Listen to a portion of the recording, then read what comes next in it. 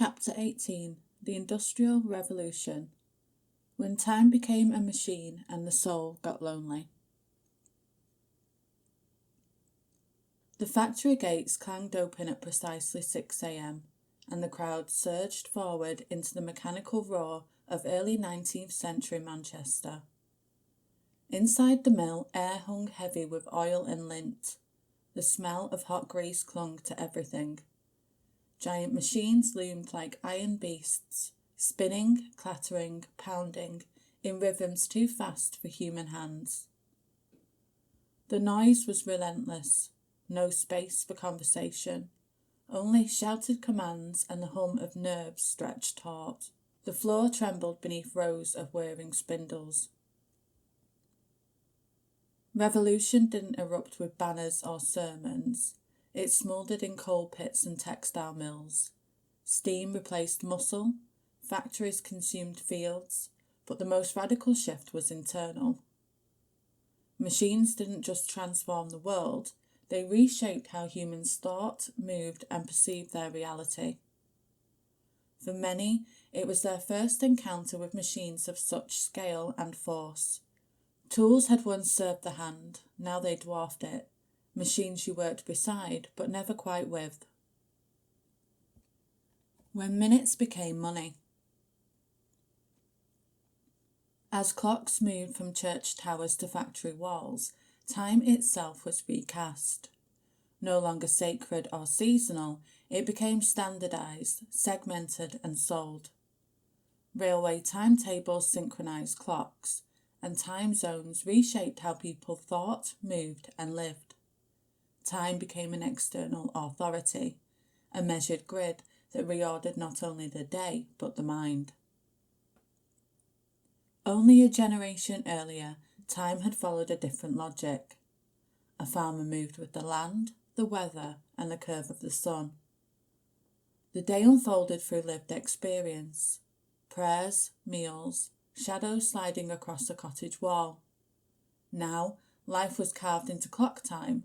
Bathroom breaks were timed, wages were docked for lateness, sleep stolen between shifts under dim gaslight. Time, once fluid and felt, had been sliced into hours, minutes and quotas. Historian E.P. Thompson, reflecting on the era, remarked, "In mature capitalist society, all time must be consumed, marketed and put to use. It is offensive for the labour force merely to pass the time." The Methodist revival, with its emphasis on diligence and punctuality, wasn't just coincidentally aligned with industrial values. It helped build the psychological scaffolding of industrial capitalism. When Christian theologian John Wesley urged followers to never be unemployed, never be triflingly employed, he was, perhaps unknowingly, preparing minds for factory discipline. For the entirety of human history, we had experienced distance as a visceral reality, something measured in footsteps, horseback journeys, or sailing days. Suddenly, the space-time continuum of human experience compressed. You could have breakfast in one town and dinner in another. Letters that once took months now arrived in days.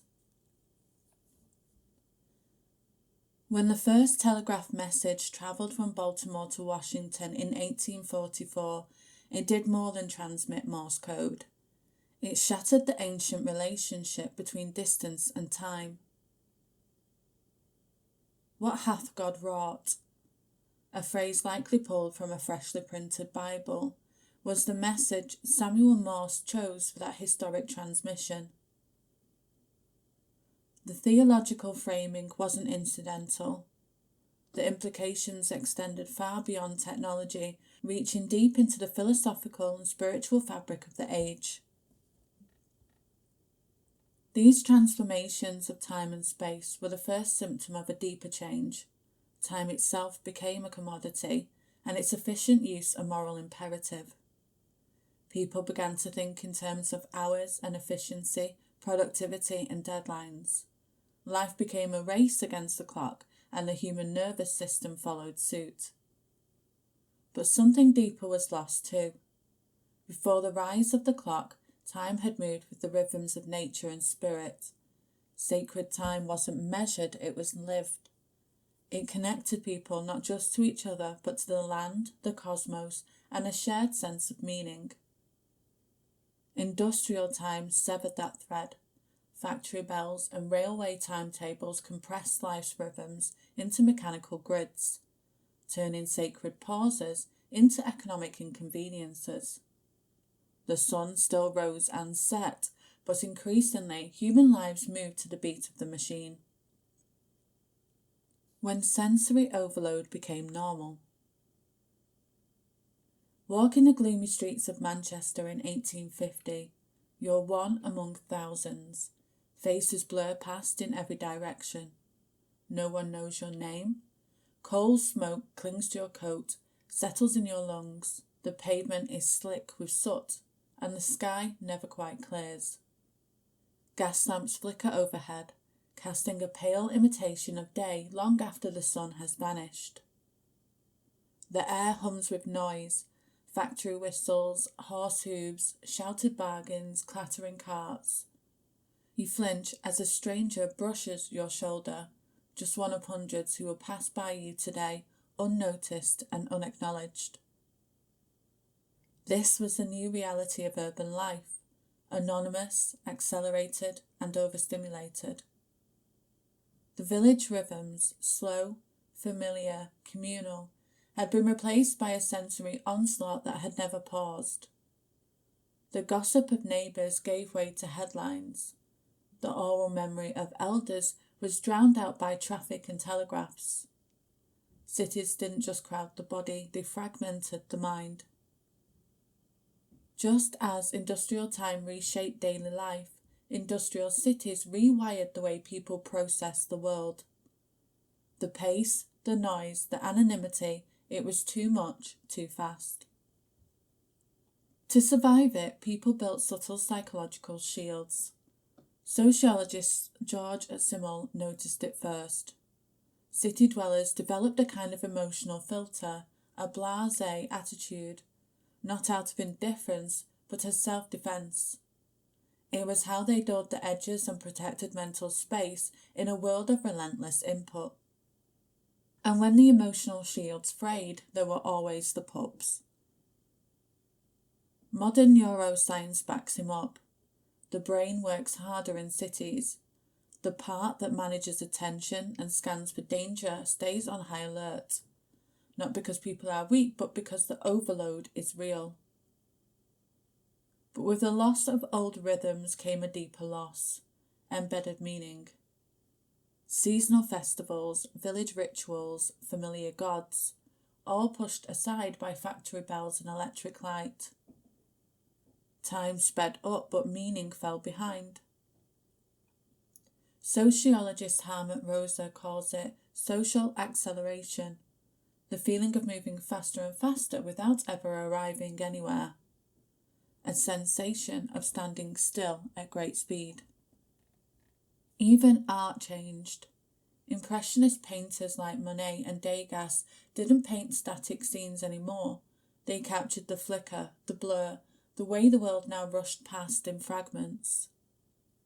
This disruption didn't just change how people saw the world, it began changing how they saw themselves. The machine in the mirror. Before industrialization, human identity was shaped by natural and spiritual frameworks. Bodies were understood through elemental balances, cosmic correspondences, or divine design. People described themselves in the language of the earth, the heart as a vessel, emotions flowing like water, thoughts blooming like flowers. The self was seen not as separate from the natural world, but woven into it.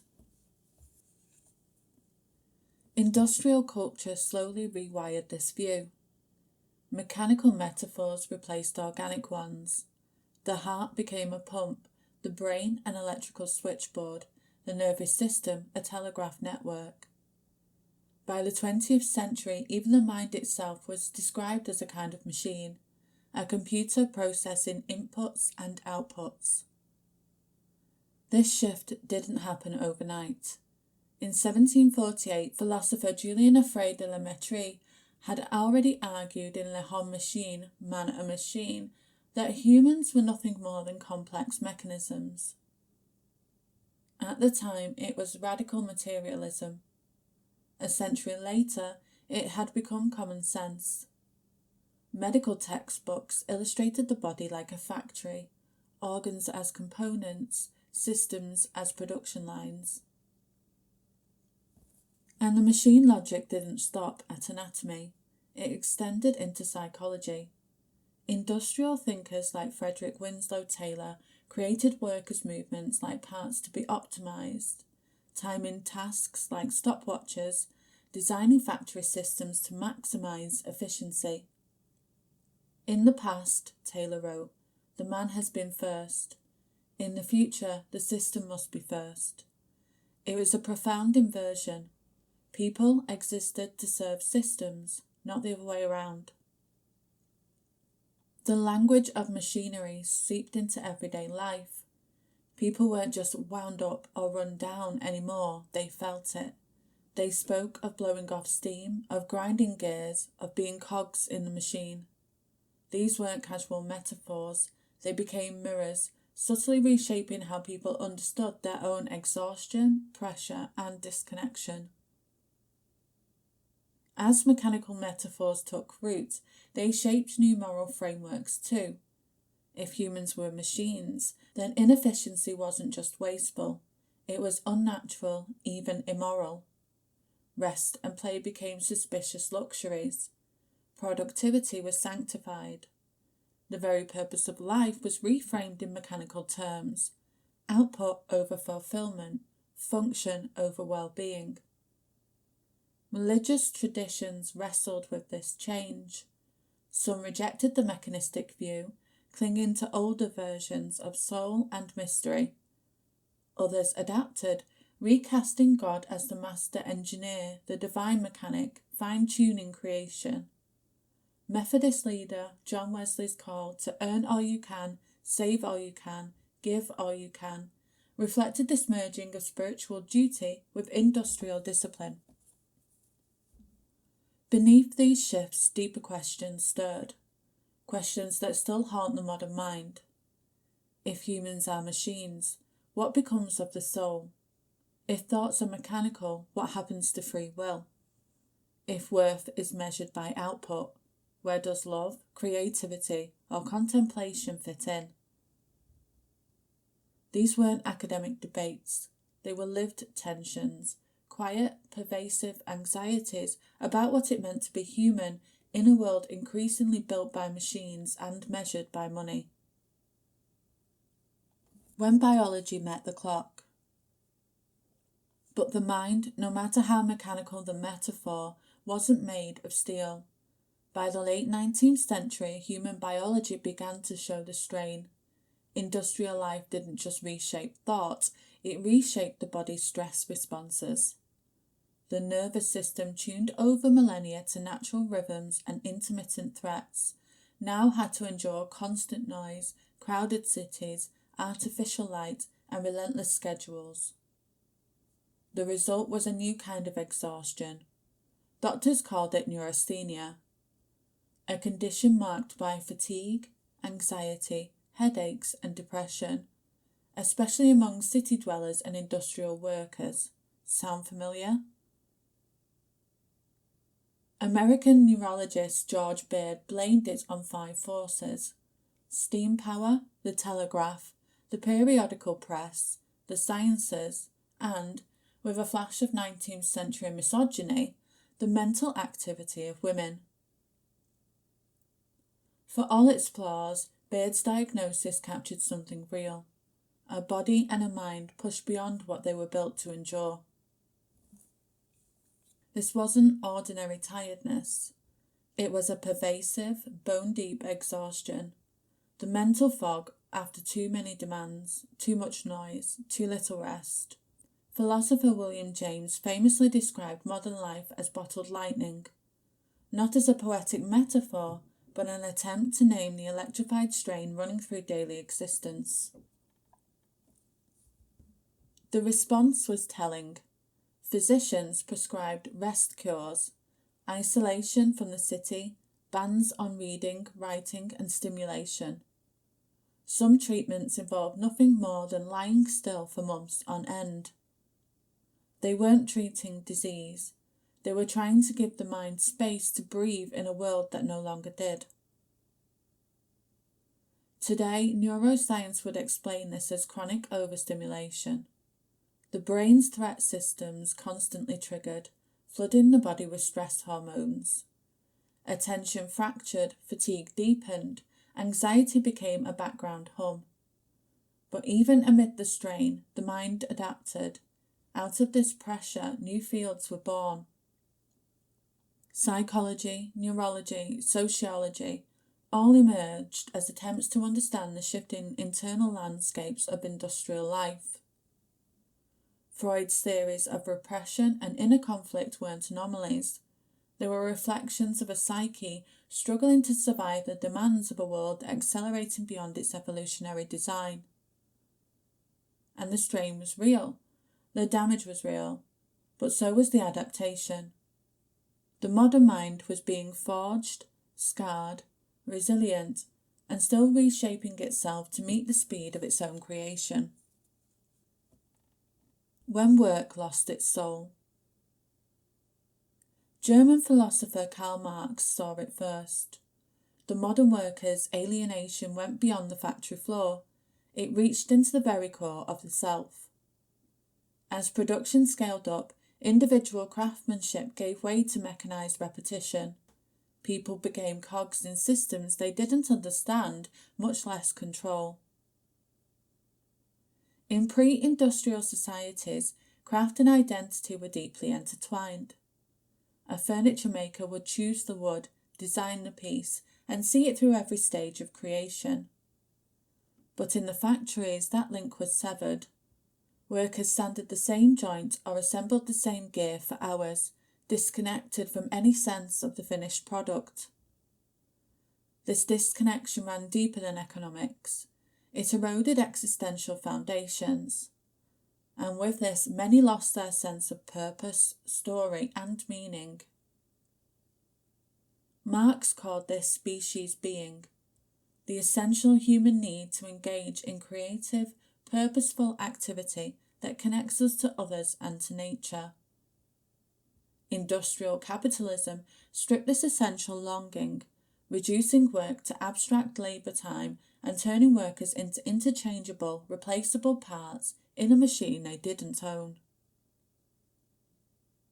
Modern psychology has since validated Marx's insight. Research shows that autonomy, mastery, and purpose are essential for psychological well-being, qualities sacrificed at the altar of productivity. The result was visible in a growing wave of mental and physical distress. And yet humans adapt. As mechanization fragmented traditional identities and communities, people responded by creating new forms of meaning and belonging. This resilience reveals another side of the industrial mind, its capacity to forge connection even within systems designed for atomization. Working class communities built mutual aid societies, choral groups and cooperative associations, not just for economic survival or leisure, but to rebuild the sense of solidarity. Religious revivals, from Methodism in England to the Second Great Awakening in America, offered cosmic narratives that transcended the mechanical logic of factory life. As traditional spiritual frameworks strained under the weight of industrial rationality, new ideologies emerged to fill the void. Nationalism, scientific materialism, and even technological utopianism became belief systems of their own. The imagined community of the nation, as Irish political scientist and historian Benedict Anderson later described it, provided a collective sense of purpose beyond the fragmented realities of factory life. In this void, New sources of identity emerged and consumption was among the most powerful. Mass production made goods more affordable. Advertising crafted new desires. Shopping turned from necessity into performance. The department store, a vast, glittering industrial institution, wasn't just a place to buy necessities. It became a temple of identity formation through acquisition. When journalist Emile Zola called the department store the cathedral of modern commerce, he captured its quasi-religious function, a place where material goods promised spiritual fulfillment. As industrial logic became embedded in daily life, its influence reached inward, reshaping not only social structures, but the metaphors people used to understand themselves. And this shift didn't stop at the shop window. The logic of industry began to infiltrate the psyche. Beneath the polished floors and display cases, something deeper was taking shape, a reprogramming of desire itself.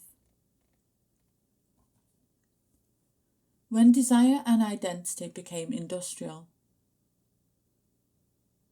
Where need had once been shaped by custom and survival, mass production and mass media invented new cravings.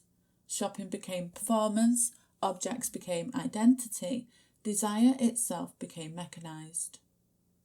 Advertising, armed with emerging psychological theories, shifted from announcing products to engineering emotion. A car was not just transport, it was freedom. Lipstick wasn't colour, it was confidence. And the cleverest trick was manufacturing dissatisfaction itself, creating voids only products could temporarily fill. Consumerism became a secular faith. Its liturgy was the unboxing, its saints were influencers and CEOs, its commandments arrived as slogans: treat yourself, new year, new you. Meanwhile, industrial gender roles deepened. Men absorbed the values of mechanized efficiency. Women were tasked with maintaining emotional life at home, even as domesticity itself became industrialized. Over time, rationality coded itself masculine, emotional labor feminine, a split still felt today. The gears of industry didn't stop at shaping habits, roles, or desires. They embedded themselves deeper, etching mechanical logic into thought itself. What began as external transformation became internal architecture, still ticking in the background of modern life. The soul in the machine. The legacy of the Industrial Revolution isn't just buried in old infrastructure. It's wired into how we think, move, work, and connect. We still measure worth by output. We still live by the clock. Even our mindfulness apps and slow living trends are responses to a world still shaped by industrial habits, a world that demands we move faster, produce more, and rarely stop to breathe. The digital age hasn't broken from the industrial mindset, it accelerated it. Algorithms squeeze attention into ever tighter loops. Commerce and identity blur into each other. Environmental collapse mirrors mechanized thinking. But this isn't just a story of constraint, it's one of adaptation. The mind forged during the Industrial Revolution didn't simply survive, it reorganized and evolved. But the transformation didn't stop with time, labour, or identity. As industrial logic reached deeper into human life, it also turned outward, reshaping not just how people lived, but also the world around them. When nature became resource and refuge. Industrialization changed how people saw nature. In farming societies, life moved with the seasons. People planted by the moon, harvested by the sun, and marked time by weather and growth. But with machines came a new rhythm, faster, louder, and disconnected from the land. Nature stopped being something we were a part of and became something out there, something to use or escape to. Forests were cut for timber, rivers were dammed, mountains were mined. Nature became a set of resources, things to take, count, and sell. At the same time, a new idea of nature began to grow as something to protect, to paint, to visit on weekends. The same world being stripped for progress was also being romanticised as pure and untouched. Writers, artists, and early conservationists pushed back. They weren't just reacting to the smoke and noise, they were searching for something lost.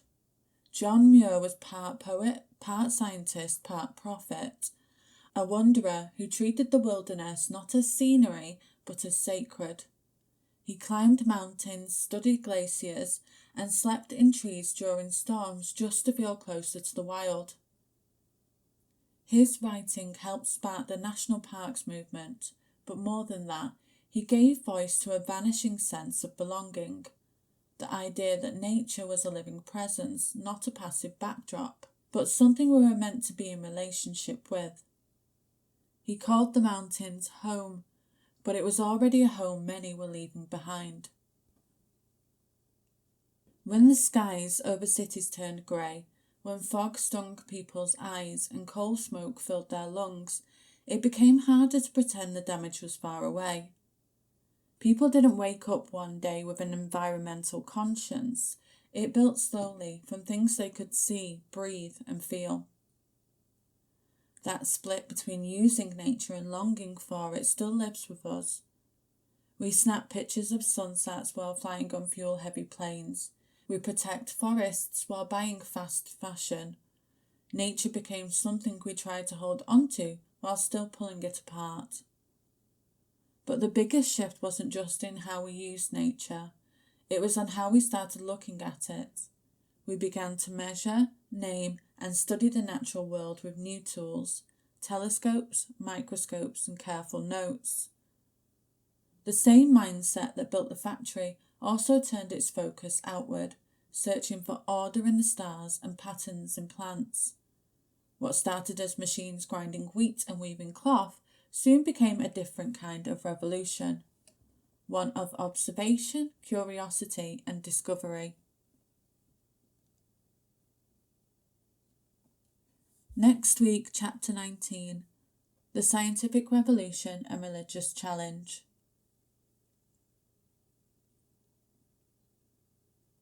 Thank you for listening to Beyond the Narrative.